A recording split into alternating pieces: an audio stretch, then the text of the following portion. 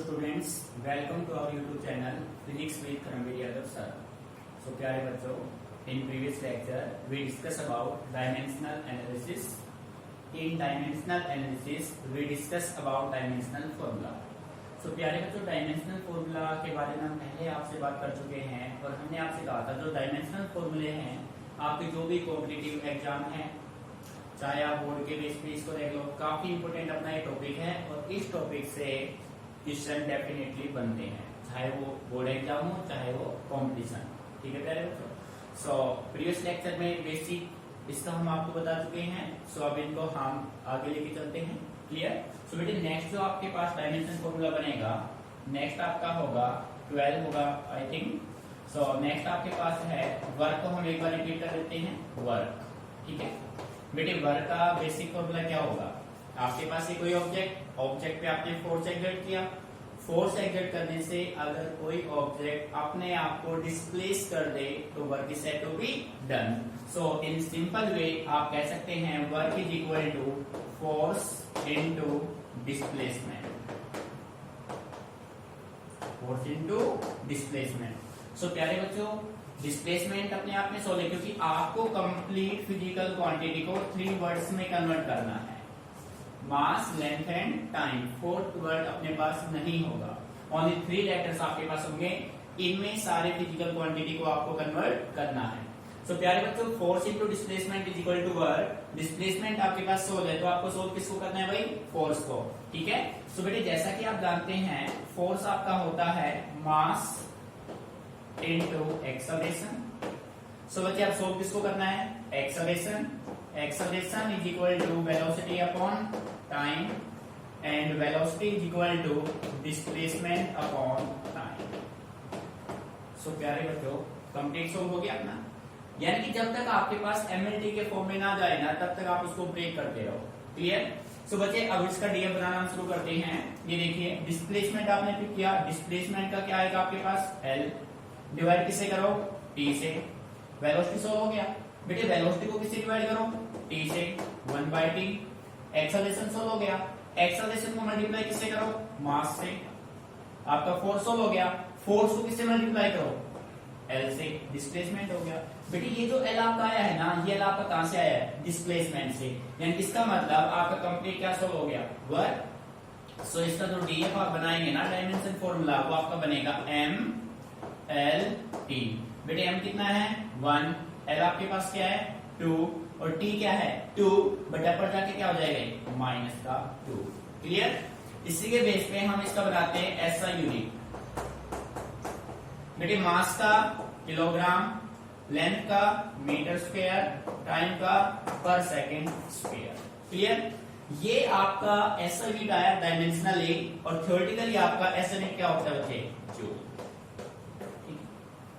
अब बेटे देखो, हमने आपसे कहा था कि SI is a rational system of unit. Rational means there is only one unit to a physical quantity. For example, joule is the SI unit of all types of energy.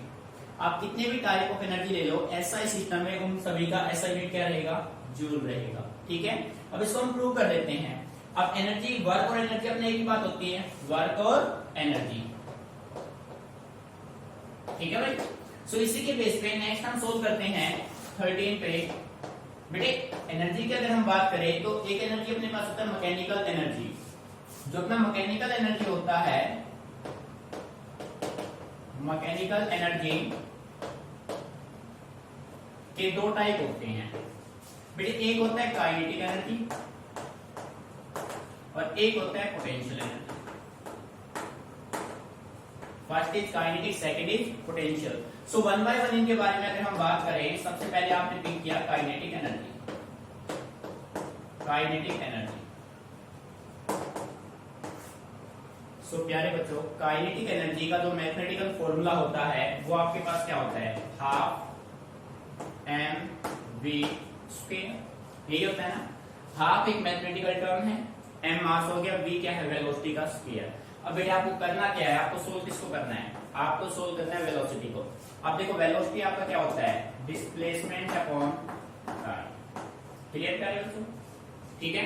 अब इसका डीएफ, अब देखो बेटे हमने कहीं भी आपसे कहा है कि कोई भी न्यूमेरिकल वैल्यू है, हमने आपसे कहा था SI is A coherent system of unit. Coherent system of unit means आपके पास जो भी फिजिकल क्वांटिटी होगा उसको आप ऑब्टेन करेंगे without introducing any numerical factor, यानी कि न्यूमेरिकल वैल्यू 1 2 3 4 5 6 इनके कोई भी डायमेंशंस नहीं होते हैं।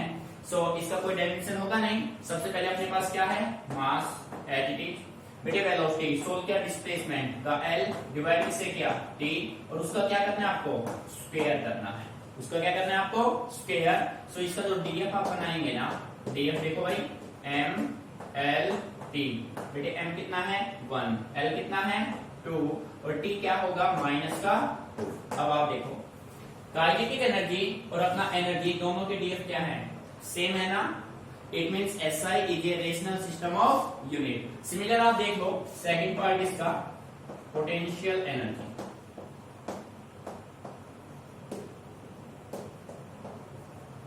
पोटेंशियल एनर्जी, बेटे पोटेंशियल एनर्जी का जो मैथमेटिकल फॉर्मूला अपना होता है वो अपना होता है mgh। ठीक है, यहाँ पे m जो आपका है वो मास है, g acceleration due to gravity और h यहाँ पे क्या है, हाइट। ठीक है, सो आपको सोल्व किसको करना है, g आपका हो गया एक्सेलरेशन ड्यू टू ग्रेविटी, और बेटे एक्सेलरेशन आपका क्या होता है, वेलोसिटी अपॉन टाइम। सो प्यारे बच्चों अब आप किसको सोल्व करेंगे, वेलोसिटी को। सो वेलोसिटी क्या होगा, displacement divided by time. Complete solve हो गया भाई। अब इसको आप राइटिंग शुरू कीजिए। डिस्प्लेसमेंट का क्या है आपके पास, L डिवाइड किससे करो, T से। सो बेटे वेलोसिटी सोल्व हो गया, इसको किससे मल्टीप्लाई करो, 1/t से। आपका G कंप्लीट सोल्व, मल्टीप्लाई किससे करो, M से। H मेजरमेंट किस में आएगा, L में। सो इसका जो डीएफ आपका बनेगा वो आपका क्या बनेगा भाई, M L एंड T। सो बेटे M क्या है 1, L 2 और T क्या है माइनस। सो आप देख रहे हैं कि चाहे आपके पास एनर्जी का कोई भी टाइप हो, उनका SI यूनिट, उनके डीएफ डायमेंशन फॉर्मूला क्या होंगे, सेम। देखो energy, this is type of energy, kinetic, and this is potential. So बेटे तीनों के डायमेंशन फॉर्मूला क्या है, तीनों के ही डायमेंशन फॉर्मूला सेम है। It means this is a rational system of unit. Rational system को आपने थ्योरेटिकल के साथ साथ मैथमेटिकल भी प्रूव किया है। क्लियर करें,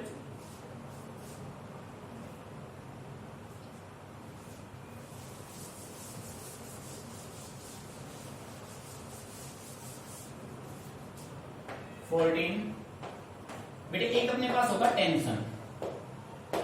अब ये टेंशन भाई वो टेंशन तनाव वाला टेंशन नहीं है, इस टेंशन का फिजिक्स में मीनिंग है फोर्स। ठीक है बेटे, टेंशन और अपना क्या होता है, tension is equal to force. Tension और फोर्स एक ही बात होती है। ठीक है, अब आप ऑलरेडी सोल्व कर चुके हैं, फोर्स का बेटे क्या होगा, मास इनटू एक्सेलरेशन। अब बेटे किसको सोल्व करना है, acceleration. Acceleration is equal to velocity upon time. So प्यारे बच्चों किसको सोल्व करेंगे आप, वेलोसिटी को, and velocity is equal to displacement upon time. Clear है, अब कंप्लीट आपका सोल्व हो गया। सो आप ये कह सकते हैं डिस्प्लेसमेंट का सिंबल क्या हुआ, L डिवाइड किससे करो, T से। सो प्यारे बच्चों B वेलोसिटी सोल्व हो गया। अब इसको डिवाइड किससे करो आप, 1/t। Complete acceleration solve, multiply किससे करो, M। सो प्यारे बच्चों क्या सोल्व हो गया, फोर्स। फोर्स सोल्व हुआ तो क्या सोल्व हो गया, टेंशन। सो यहाँ पे इसका बना दो D, M L और T। सो प्यारे बच्चों M कितना है 1, L क्या है 1, T क्या है माइनस। ये आपका बन गया dimension formula for tension. Tension is equal to force. Clear. So next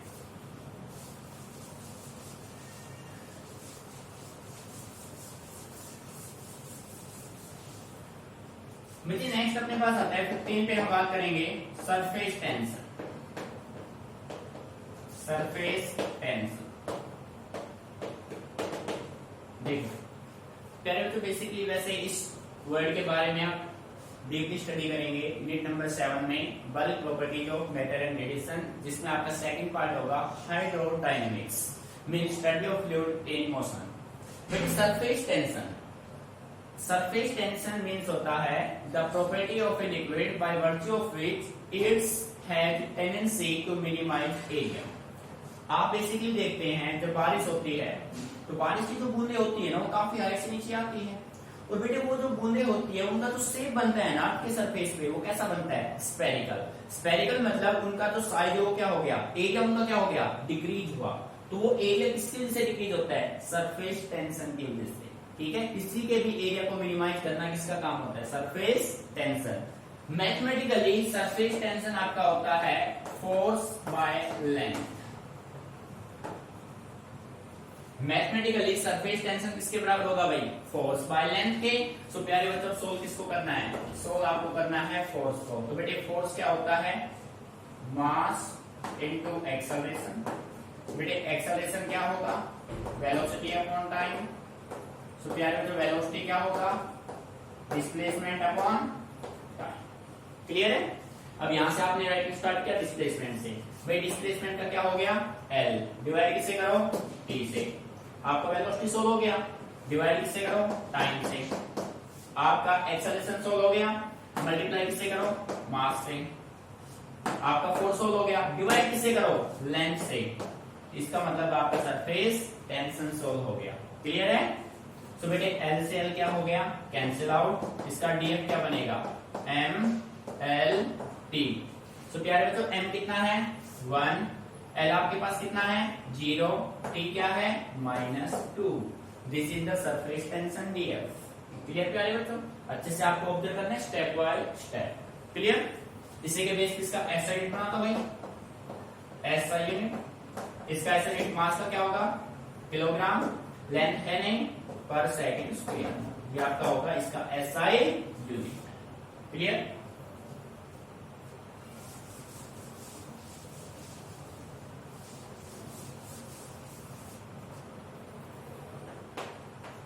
तो प्यारे बच्चों नेक्स्ट अब हम बात करते हैं प्रेशर और स्ट्रेस।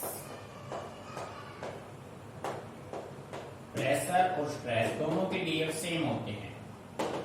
ठीक है, स्ट्रेस वर्ड आए या प्रेशर आए दोनों में का सेम होगा। इनका मैथमेटिकल फॉर्मूला होगा फोर्स डिवाइडेड बाय एरिया। ठीक। सो प्यारे बच्चों सोल्व किसको करेंगे, सबसे पहले सोल्व करेंगे फोर्स को। फोर्स क्या होगा, मास इनटू एक्सेलरेशन। अब किसको सोल्व करेंगे भाई, acceleration. Acceleration is equal to velocity upon time. अब डिस्प्लेसमेंट अपॉन टाइम हो जाएगा वेलोसिटी। तो भाई आपका फोर्स तो कंप्लीट सोल्व हो गया। अब सोल्व किसको करना है, एरिया। तो प्यारे बच्चों एरिया क्या होता है, लेंथ इनटू ब्रेड्थ। क्लियर है। अब देखो आप यहां से शुरू करो डिस्प्लेसमेंट। इसका सिंबल क्या हो गया, L डिवाइड किससे करो, T से। आपने डिस्प्लेसमेंट को टाइम से डिवाइड किया तो आपका वेलोसिटी सोल्व हो गया। अगर आप वेलोसिटी को टाइम से डिवाइड कर देते हैं तो आपका एक्सेलरेशन सोल्व हो गया। अगर आप एक्सेलरेशन को मास से मल्टीप्लाई कर देते हैं तो आपका फोर्स सोल्व हो गया। अगर आप फोर्स को एरिया से डिवाइड कर दें मींस 1/L इंटू 1/L, ऐसा अगर आप कर दे तो आपका कंप्लीट प्रेशर और स्ट्रेस सोल्व हो जाएगा। अब देखो बच्चे एक L से एक L कैंसिल आउट हो गया। इसका DF आप बनाओ, DF M आपने रखा, L एंड T। सो प्यारे बच्चों M क्या आपके पास 1, L देखो अब माइनस का 1 है आपके पास। L क्या है -1 और T क्या है -2। This is DF। M1 L -1 T -2 is the DF for pressure और स्ट्रेस। क्लियर। अच्छे से इसको ऑब्जर्व करते स्टेप बाय स्टेप।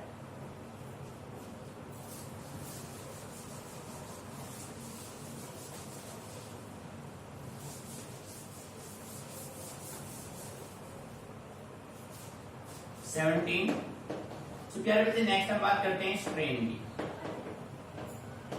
स्ट्रेन भाई स्ट्रेन मीन्स होता क्या, देखो स्ट्रेन मीन्स होता है change in configuration to the original configuration.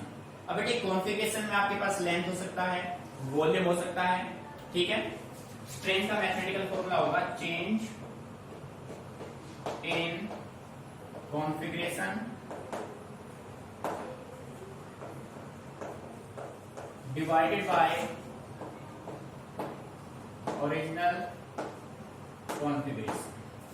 अब बेटे कॉन्फ़िगरेशन में आपके पास लेंथ मान लीजिए आपके पास ये कोई वायर है, ठीक है, इस वायर का लेंथ स्टार्टिंग में 2 मीटर था, अब आपने इसको एलोंगेट किया, इसका लेंथ आपने 3 मीटर कर दिया, तो चेंज इन लेंथ आपका कितना है, चेंज इन कॉन्फ़िगरेशन कितना है, जो आपका हुआ वो भी लेंथ है। देखो मैथमेटिकली डिफरेंट होंगे बट डायमेंशनली दोनों क्या होंगे, सेम, क्योंकि मैथमेटिकली का कोई डायमेंशन नहीं होता है। सो आप ये कह सकते हैं strain is equal to change in length divided by original length. अब देखो बच्चे कंसेप्ट होगा डेल एल अपॉन एल, ये डेल सिंबल है चेंज का, डेल एल। अब बेटे लेंथ का तो डायमेंशन क्या रहेगा, एल रहेगा, इसका मतलब आप क्या करोगे, एल अपॉन एल करोगे, कैंसिल आउट होके क्या हो जाएगा 1। इट मींस स्ट्रेन जो है ना वो क्या है, डायमेंशनलेस, स्ट्रेन इज डायमेंशनलेस। और इसी वजह से ये काफी इंपोर्टेंट कंसेप्ट है भाई, डायमेंशनलेस, वो फिजिकल क्वांटिटी जो वेरिएबल तो हैं बट उनके डायमेंशन नहीं है, उसका एग्जांपल क्या होगा, उसका एग्जांपल होगा स्ट्रेन। ठीक है प्यारे बच्चों, स्ट्रेन इज डायमेंशनलेस, काफी इंपोर्टेंट कंसेप्ट है। नेक्स्ट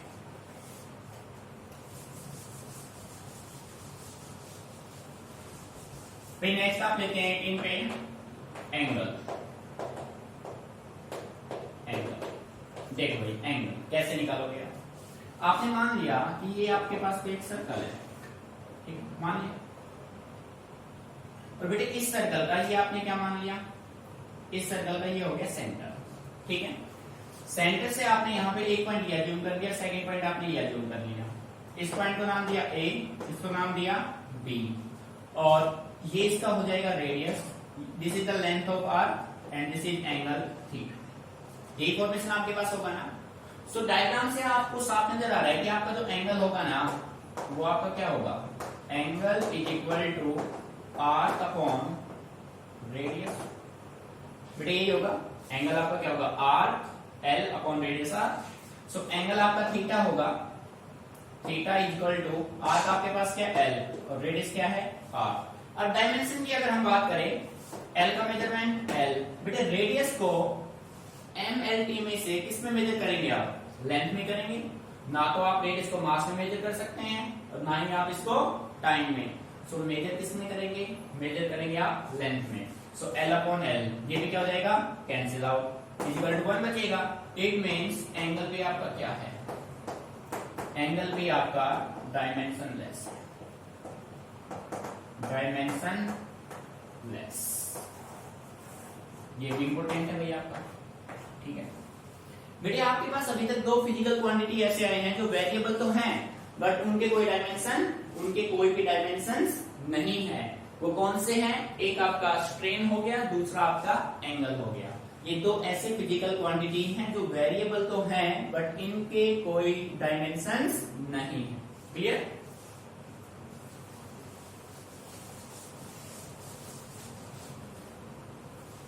बेटे नेक्स्ट आपके पास आता है 19 modulus of elasticity. Modulus of elasticity, इसका सिंबल होता है कैपिटल ई, ठीक है। मॉडुलस ऑफ इलास्टिसिटी की अगर हम बात करें तो आप ये कह सकते हो E is equal to stress divided by strain, ठीक है। तो बेटे अब आपको सोल्व किसको करना है, अब आप स्ट्रेस को सोल्व करेंगे। अब आपने देखा जो स्ट्रेस है वो तो भाई क्या होता है, स्ट्रेस होता है फोर्स डिवाइडेड बाय एरिया। अब आप सोल्व किसको करेंगे, पहले यहां से फोर्स को सोल्व कर लो। फोर्स आपका क्या होगा, फोर्स आपका होगा मास इनटू एक्सेलरेशन, ठीक है प्यारे बच्चों। मास इनटू एक्सेलरेशन आपका फोर्स हो गया। अब बेटे एक्सेलरेशन क्या होगा, acceleration is equal to velocity upon time होगा। अब सोल्व किसको करना है, वेलोसिटी। वेलोसिटी अपना किसके बराबर होगा, डिस्प्लेसमेंट अपॉन टाइम होगा। क्लियर। इट मींस आपका जो फोर्स है वो कंप्लीट सोल्व हो चुका। अब सोल्व किसको करना है आपको, एरिया, जो कि लेंथ इनटू क्या होगा, ब्रेड्थ होगा, ठीक है। सारे डाटा पुट करो। डिस्प्लेसमेंट आपने पिक किया, डिस्प्लेसमेंट का क्या हो गया, एल डिवाइड किससे किया, टी से। डिस्प्लेसमेंट अपॉन टाइम बच्चे क्या सोल्व हो गया, वेलोसिटी डिवाइड किससे किया, टी से, क्या सोल्व हो गया, एक्सेलरेशन, मल्टीप्लाई किससे करो, मास से, क्या सोल्व हो गया, फोर्स, डिवाइड किससे करो, इसको डिवाइड करो 1/L इंटू एल, कंप्लीट क्या सोल्व हो गया, स्ट्रेस। और बेटे स्ट्रेन आपका क्या है, स्ट्रेन आपका डायमेंशन लेस, यहां पे आप नोट कर सकते हैं, स्ट्रेन आपका क्या है, डायमेंशन लेस, स्ट्रेन आपका है डायमेंशन लेस। सो डीएफ आपका जो बनेगा ना वो आपका क्या बनेगा, एम एल टी। बच्चे एम कितना है 1, एक एल से एक एल क्या हो गया, कैंसिल आउट, एल -1 और T minus m1 l -1 t -2 is the dimensional formula for modulus of elasticity.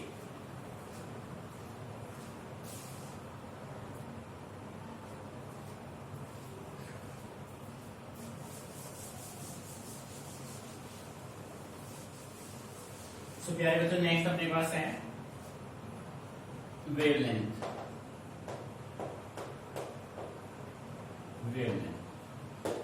Wavelength का सिंबल होता है लैम्डा, ठीक है।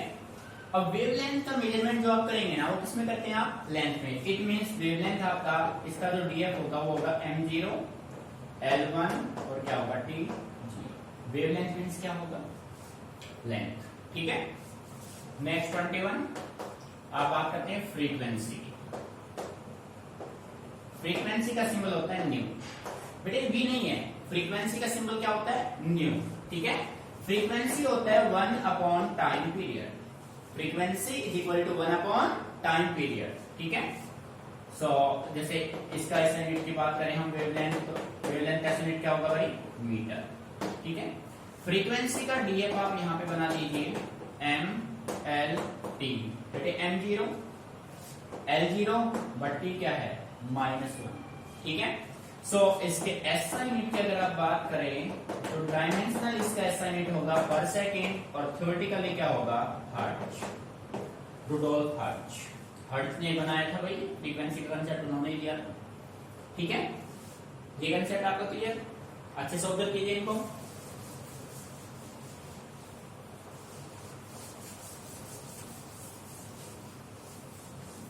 तो नेक्स्ट आपके पास बात करते हैं हम 22nd पे,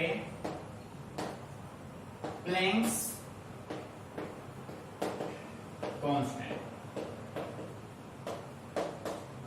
प्लैंक्स कांस्टेंट देखो बेटे, प्लैंक्स कांस्टेंट, प्लैंक एक साइंटिस्ट था, क्वांटम फिजिक्स का बहुत अच्छा साइंटिस्ट था, एक काफी कंसेप्ट इन्होंने क्वांटम फिजिक्स में दिए हैं।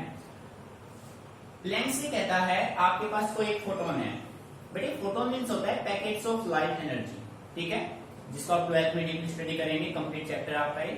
प्लैंक्स कांस्टेंट इसका सिंबल होता है h। प्लैंक ये कहता है जब कोई भी फोटोन मूव करता है तो उस फोटोन का जो एनर्जी होता है ना, वो फोटोन का एनर्जी h हमेशा, जो फोटोन का जो एनर्जी होगा ना, कौन सा सिंबल यहां पे रख लेते भाई हम, h इसका सिंबल है, ठीक है। प्लैंक्स कहता है the energy of a photon E is equal to always किसके बराबर होगा, h न्यू, ठीक है। यहां पे E एनर्जी है, h प्लैंक्स कांस्टेंट है, प्लैंक्स कांस्टेंट, और बेटे न्यू यहां पे क्या है, फ्रीक्वेंसी, ठीक है। अब इस इक्वेशन से आपको h निकालना है, तो बेटे h किसके बराबर हो जाएगा, E अपॉन न्यू हो जाएगा, अरे हाँ या ना, energy upon frequency is equal to Planck's constant. So बेटे सबसे पहले आप सोल्व किसको करेंगे, एनर्जी, और एनर्जी आपका किसके बराबर होगा, वर्क के बराबर, और वर्क अपना क्या होगा, फोर्स इनटू डिस्प्लेसमेंट, ऐसा ही होगा ना भाई। एनर्जी होता है वर्क, वर्क होता है फोर्स इनटू डिस्प्लेसमेंट, तो बेटे सोल्व किसको कर लेंगे अब आप, फोर्स को, फोर्स आपका होगा मास इनटू एक्सेलरेशन। सो प्यारे बच्चों एक्सेलरेशन आपका क्या होगा, वेलोसिटी अपॉन टाइम, वेलोसिटी आपका क्या होगा, डिस्प्लेसमेंट अपॉन टाइम। इसको आपने कंप्लीटली सोल्व किया। इधर आप सोल्व करेंगे फ्रीक्वेंसी को, फ्रीक्वेंसी आपका क्या होगा, 1 अपॉन टाइम पीरियड, भाई frequency nu equal to 1 upon T होगा, क्लियर है। तो देखो सबसे पहले आपने पिक किया डिस्प्लेसमेंट। डिस्प्लेसमेंट का क्या हुआ बच्चे, एल डिवाइड से किया टी से। भाई आपने डिस्प्लेसमेंट को जब टाइम से डिवाइड किया तो आपको क्या मिला, वेलोसिटी। अगर आप इस वेलोसिटी को टाइम से डिवाइड कर देंगे तो आपको क्या मिलेगा, एक्सेलरेशन। तो यहाँ पे क्या होगा, 1/t एक्सेलरेशन आ गया। अगर आप एक्सेलरेशन को मास से मल्टीप्लाई कर दे तो आपको क्या मिल जाएगा, फोर्स। अगर आप फोर्स को डिस्प्लेसमेंट से मल्टीप्लाई कर दे तो आपको क्या मिल जाएगा, वर्क। और वर्क मिला तो क्या मिला, एनर्जी। यानी कि ये कंसेप्ट आपका पूरा सॉल्व हो गया। अब किसकी बात करेंगे, फ्रीक्वेंसी। फ्रीक्वेंसी होता है 1/टाइम पीरियड। फ्रीक्वेंसी और ये ऑलरेडी डिवाइडेड में है तो इसका मतलब ये मल्टीप्लाई में क्या ले जाएगा, टी। ये जो टी आया ना वो आपका किस वजह से आया है, फ्रीक्वेंसी। बेटे ये 1 में जाएगा तो उधर ऊपर जाके क्या हो जाएगा, मल्टीप्लाई। टी से टी क्या हो गया, ये कैंसिल। तो इसका जो डीएफ आपका बनेगा वो क्या बनेगा, एम एल टी। एम आपके पास 1, एल क्या बचे 2 और टी क्या है -1। ये आपका बनेगा dimensional formula for Planck's constant. ठीक है प्यारे बच्चों।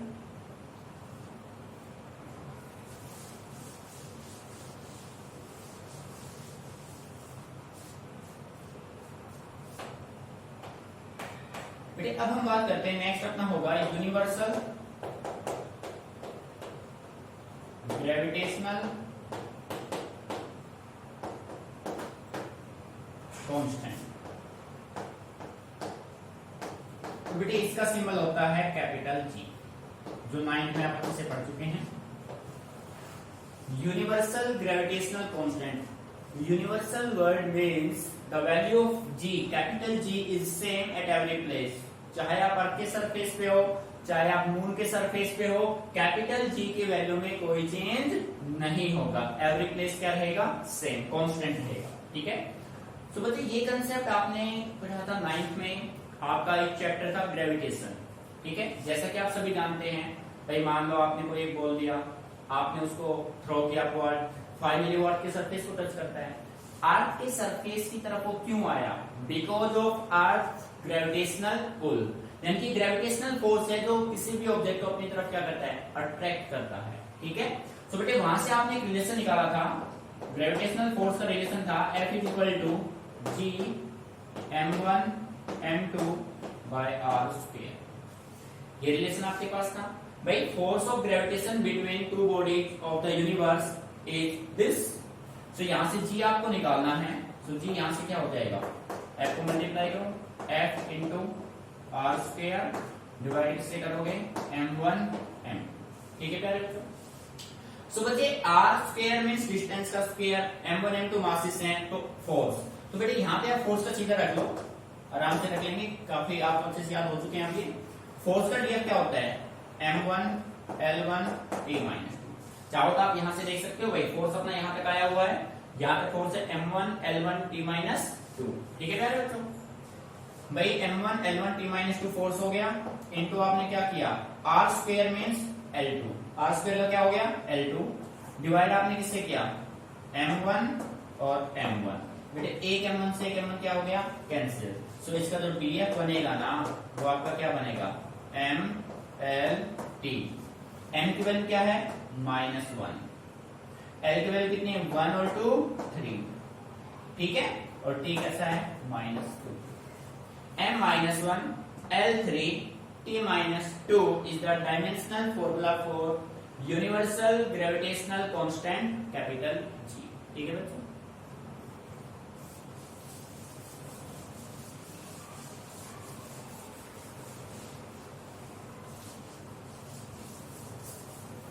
तो क्या है, तो नेक्स्ट अपने पास आता है कोफिशिएंट ऑफ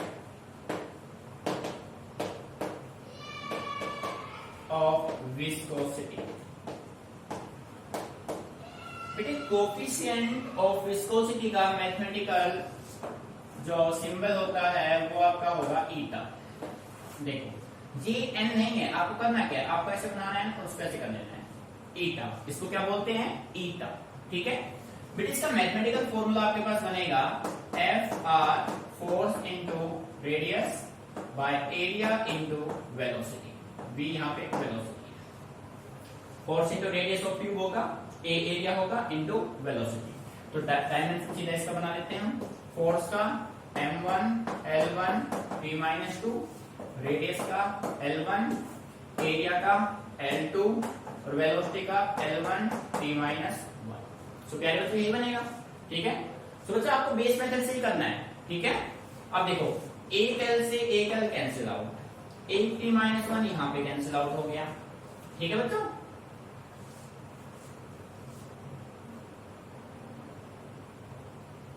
तो बच्चों FR/AB